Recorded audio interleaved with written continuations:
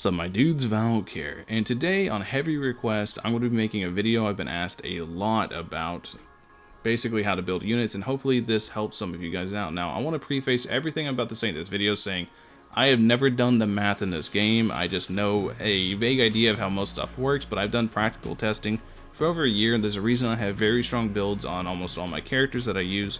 It's not just artifact grinding, but I understand how to build characters. So hopefully this video helps some of you guys out and doesn't confuse you guys, because I know this is going to be a very confusing video. Now with that said, I also want to say that the reason the mic quality and stuff in this video is going to be significantly worse is because I have to record this video live so I can go through artifacts and show you guys and talk about everything, because I don't really do videos scripted. I don't like scripted videos, but I want to show you guys everything I'm talking about, so the mic quality might be a little worse, so I can't do all my fancy post-production stuff I do nowadays, because I enjoy trying to make entertaining products for you guys. Anyways, let's get into it. Alright, now, so first up, with me trying to showcase all these builds and stuff, me trying to showcase everything to you guys, I have Xiao. I'm going to showcase some good builds, some bad builds. My Xiao build is pretty good for what it is. If I use Bennett, this build would be like perfect for Bennett. I don't use Bennett, but if an attack buffer comes along that I like, then my Xiao is going to be insanely strong. So with Xiao, he's at 70, 269, and 46 animal damage bonus.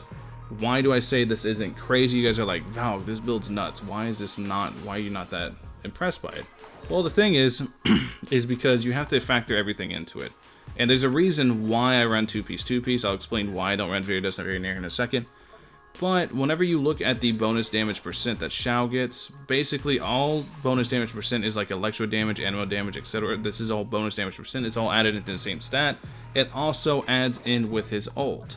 So his ult actually adds 109, and then his skill adds 25% more. Well, not his skill, his passive. His ult adds 109, 25% more, so that's 134. If we add the goblet, that puts him around 180% bonus damage. So what two-piece Viridescent would give me would 195 bonus damage. So then it'd be 195 bonus damage on top of 270 crit damage, which isn't as good as running 18% more attack that we have a higher base. It's essentially, whenever you're building a character, it's like a skyscraper, right? You need a strong foundation to be able to support such a giant building, because if your foundation is weak, you're building topples. You're building topples. So you need a strong foundation to be able to support these really, really high scaling characters. So if I was to run him with Bennett and get somewhere around 3,500 attack, that would be phenomenal for this, because I would be able to go really far into scalings. Now, on the flip side, I have Eula. Eula with an R5 Unforged and Zhongli Shield active gets somewhere around 3,300 to 3,400 attack. Now, that level of attack can actually support me up to like 200, 210 crit damage, but it's hard to have that much crit damage whenever I have that level of attack and have crit rate, crit damage. So whenever I have that level of attack, it's hard to actually get up that high build-wise, stat-wise, to crit damage. But if you have somewhere around like 3k to 3,400 attack, you can actually run 200 crit damage pretty comfortably, and you'll be pretty much maximizing your damage from my testing. So she gets somewhere around 138 if we count her passive 1, as far as fizz damage bonus, and 185 crit damage.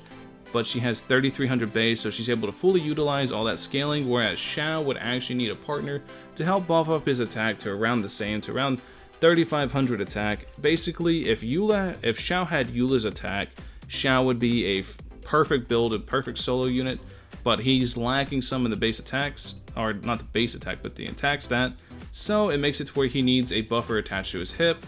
So that's what I mean by stat balancing. These are just two examples. I'm going to go into a much more drastic example of having a not so great build, and that's my child. Now my child's build is fantastic, but that 1,500 attack is staring at you. It's just staring at you, dude. Because there's a reason it stands out, because just like Eula, he's at 61, 181, and 83.2 if you add the 30% in for the bonus damage, so you're actually at 113 bonus damage and 181 crit damage. So his 1,500 attack actually isn't really enough to suffice. Around there, you want to be somewhere around like 2k to 2.5k attack to be able to use 181 crit damage. Other than that, you're better off dropping for a balance of stats, because it's all about stat balancing with your artifacts, and it can become quite difficult whenever you're doing stuff like that. Now, on the absolute flip side, we have my Aloy. This is once again a build that is waiting on specific stuff. It's waiting on the Polar Star essentially. Once I get the Polar Star, this build is going to be complete. But the Polar Star is going to push me up to 56% crit rate, 200 crit damage, and hopefully keep me around 2000 attack. If it drops the attack too low, then I'll actually have to sacrifice some crit damage because I'll actually be losing damage overall because, like I said, it is a balance. I have cryo damage. I have a good amount of cryo damage bonus at 90.4 due to the cryo damage bonus also coming from this passive right here. I can go all the way up to 125 cryo damage, so my bonus damage is around there. So there is lots of factors that goes into it, not to mention the fact that this also adds bonus damage, so you can you end up running into problems if you don't have enough attack on a character like Aloy. Attack is much more valuable on her, so it is a really hard thing to balance, but hopefully the Polar Star helps me out and I don't have to drop any crit damage. If I have to drop some crit damage, then I'll do it, but that's essentially how you balance a character like Aloy. Now, I know I just said a bunch of mumbo jumbo to you guys. I don't know if you guys understood exactly how I'm balancing these characters, but I'm trying to help. I'm not the best at explaining things like this, but this is how you essentially would get the most out of your builds. One more build to show, the most complex character to build in the game, the Raiden Shogun. You're at 53 crit rate, 178 crit damage, and 212 energy recharge. Not really on the energy recharge because you get 50% extra from engulfing lightning when it matters. So really, she's at 261.7. So, Valk, how do you build the Raiden Shogun? Well, it's very simple. You have to balance a bunch of stats. So I'm going to explain my Raiden Shogun build, and hopefully this helps you guys out once again on how to build her. So essentially, with Raiden Shogun, one of the most important stats to look into right away is energy recharge. Now, why energy recharge? Because due to passive 2, I get 0.4 electro damage bonus, and I also, due to engulfing lightning, I convert 56% of my energy recharge over 100%, and this does feed into itself. The 50% it gives does count for this into attack. So I can actually forego a good amount of attack and go ahead and focus on energy recharge, and it's going to give me somewhere around, I think, like 111 electro damage bonus to 120 electro damage bonus with the ult active. And then also I have 52 crit rate and 180 crit damage. 180 crit damage, once again, this, whenever the ult is active, is going to put me around 2800 attack, which is where I told you that I could actually take full advantage of around 180 crit damage from my testing. So this is going to be very, very pog for that. And it's also going, because the attack's at 2800, I can actually dip more into the bonus damage percent with electro damage bonus, and I don't have to worry so much about the energy recharge because I have an R5 engulfing lightning on her. So that's another reason. So basically I have a nice balance of an energy recharge that's dipping into attack, that's helping me out with the attack wise, that's helping me out with bonus damage wise, and then because I have so much attack, because I have so much energy recharge already, and my crit rate, crit damage is already looking pretty good, I can dip more into attack, and I can dip more into scaling damage because I have 2800 attack to start. So hopefully this makes sense to you guys. It's a lot of numbers, it's really fast. If you guys need a better explanation, please visit me on my Twitch, because I know I'm not the best at explaining stuff over and over, but essentially, to break it down very easily, I guess I could say, around 2500 to 3k attack from my testing, you want to be around 160 to 180 crit damage. Anything over that, you want to try to break 3k attack, whether it's by using Bennett or just having a really strong build. That's essentially what you want to do.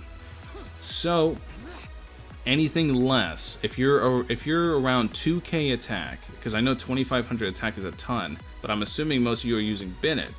So if you guys are around 2k attack, then it's somewhere around 150 to 160 crit damage, and as well as, I'm assuming you're running an elemental damage goblet, somewhere around 150 to 160 crit damage, and going more into attack stat is actually going to benefit you more if you're not using Bennett. But you have to add Bennett into your math. You have to add Bennett into your build if you're planning on using a character with Bennett, or Sara, or anybody that buffs attack. Any attack buffs, you have to add them into it, because that's how you can reach and maximize your artifacts, and that's how you can have a good balanced build to really pump out the damage. But if you have a massive lack of an attack stat and you don't have enough, if you have too much crit damage and bonus damage percent, it's going to make you actually lose damage, and you're not going to be able to scale as hard. So it all depends. You only have one Bennett, you only have one Sara, so you have to decide on how to build what character where. Hopefully this helps you guys out. This is the complicated side of building. This is the side I love. And like I said, if you guys have any more questions, just check the description for my Twitch. I put it in every description. I'll be able to help you guys out on Twitch. If you guys want specific account help, then you have to do the redeem on Twitch. I'm not going to just do it for everybody. If you want specific account help, just do the redeem and I'll be able to help you. But if you have more questions as far as general build advice like this, to be able to really maximize the damage coming out of your artifacts, there's lots of stout calculators out there. There's lots of like ways to do it. There's artifact planners and stuff to help you out. But hopefully this explains to you guys a little bit better on how to build characters. Hopefully this helps you guys out. Other than that, thank you guys all for watching. Let me know what questions you have in the comment section below about building. I might address them in a future video. Other than that, also, let me know if this video actually helped you guys, because I know I ramble on whenever I do live videos like this, and I don't do the post-edit stuff. So let me know what you guys think in the comment section below. Other than that, thank you guys for watching. As always, I'll catch you guys in the next one. Peace.